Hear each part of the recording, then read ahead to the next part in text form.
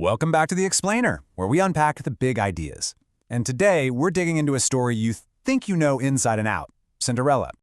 So, here's the big question. What is the true shape of Cinderella? Because let me tell you, while the basic plot might feel universal, the actual written versions are wildly different. We're talking completely unique emotional shapes for each one. So we're going to look at one story, but with all these different shapes. It's kind of a paradox, right? A universal tale, but with these super specific moral worlds depending on the culture. We're going to investigate 4 key versions. The earliest one we know of, from 9th century China, then jump to the famous French version from the 1600s, and wrap up with 2 really different German takes from the Brothers Grimm. So how do we actually see these different shapes? Well, to solve this puzzle, we're going to use this incredible tool from literary analysis. It basically lets us map the emotional heartbeat of a story. It's a concept called emotional architecture, and it's exactly what it sounds like. It lets us create a visual blueprint of a story's journey, mapping out all its highest peaks of joy and its deepest valleys of sorrow. And the way it works is actually pretty cool. It's a 3-step process. First, you analyze the text, like clause by clause.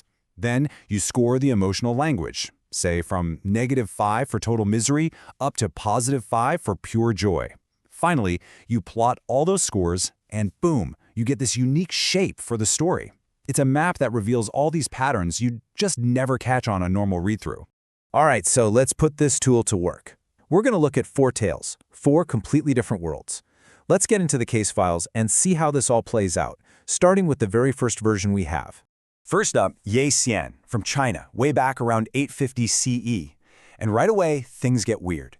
The central conflict here, the thing that causes the most pain, it's not the evil stepmother, it's the violation of a sacred bond with a divine fish. The moral of this story is all about karmic justice and what happens when you break trust with the natural world. I mean, just let that sink in. According to the data, the fish's murder creates this massive, sustained emotional low point, a -5 that lasts for 7 whole parts of the story. Meanwhile, her own father's death, it's just a tiny blip. Its destruction was literally more traumatic than a human loss. That tells you everything you need to know about the moral universe of this tale. It's completely different from what we're used to. Okay, now let's jump forward to 17th century France and Perrault's version. This is probably closer to the one you know. But here, the central conflict is totally different. It's about social death, and the weapon is linguistic violence. The pain comes from words. Specifically, the cruel nickname Cool Cendron, which, translates to Cinderars. It's a way to completely erase her identity in this very aristocratic world.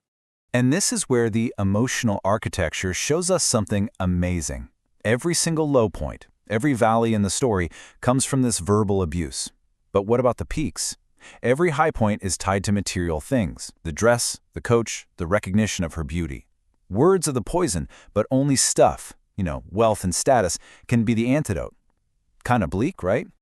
All right, now for the Brothers Grimm. Their first version, from 1812, is an absolute roller coaster. The central conflict here is a series of constant trials. Aschenputtel, as they call her, has to prove her worth over and over again through these impossible tasks. The whole story is this wild swing between triumph and being thrown right back into the ashes. You can actually see it in the data as this W pattern. She succeeds, gets knocked down, succeeds again, gets knocked down again. For example, she's given 2 lentil sorting tasks, not the classic 3 you'd expect in a fairy tale. And that break in the pattern is a huge signal. It's like the story is telling us the stepmother's evil has gone too far. It's violated some kind of cosmic law. And because of that, each time she triumphs, she's forced right back to square one. Virtue has to be earned again and again and again. But then, check this out. The second Grimm version from 1857, the one most people know, it completely smooths out that roller coaster. The conflict shifts. Now it's about patient faith versus inherent evil. In this telling, Aschenputtel's goodness isn't just tested, it accumulates, it builds up, creating these long, sustained plateaus of grace. And the ending, wow.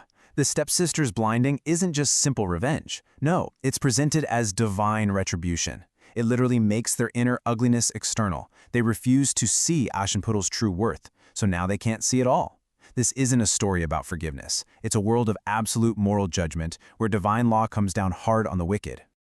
Okay, so we've got 4 completely different stories with 4 unique emotional shapes. Let's compare the Cinderella code. When you lay them all out side by side, what do they actually have in common? This little cheat sheet is perfect. It gives us a great snapshot. For Ye Xian, it's about sacred bonds, creating those deep asymmetrical valleys. For Perrault, it's all about status and that smooth climb out of misery. The first Grimm story is about suffering to earn your reward, with those constant reversals. And the later Grimm tale is about accumulated grace, building up on these ascending plateaus. 4 stories, 4 completely different signatures. But despite all those differences, there's one thing that is shockingly similar. This number, 40 to 55%. What is that? Well, in all 4 versions, no matter how different they are, the big magical transformation, the fairy godmother, the magical birds, whatever it is, it always happens right in that same narrow window of the story. This is huge. It's a shared structural anchor point. It suggests that even across 1,000 years and 3 different continents, there's this universal sense of dramatic timing. It's like every storyteller intuitively knew the exact moment the audience needed that magical lift to keep them hooked. But let's be clear, while the timing might be similar, the overall vibe of each world is not. Look at the emotional baseline here. Perrault's world is like 69% positive language. It's a pretty optimistic place. But the early Grimm version, it's almost a perfect 50-50 split between good and bad. It's a much tougher, more brutal world to live in. So what are we supposed to make of all this? How can one story be so different, yet so much the same? It brings us to the final revelation, why Cinderella has lasted for so long. And the answer is, Cinderella isn't just one story. You have to think of it as an emotional moral technology.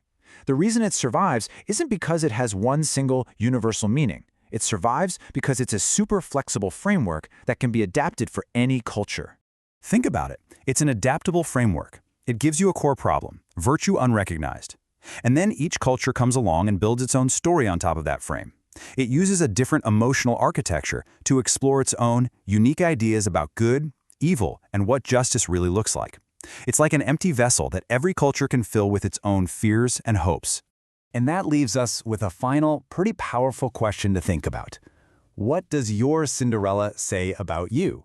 Because the version you grew up with, the one you love, it isn't just a fairy tale. It's a mirror reflecting the moral world you live in.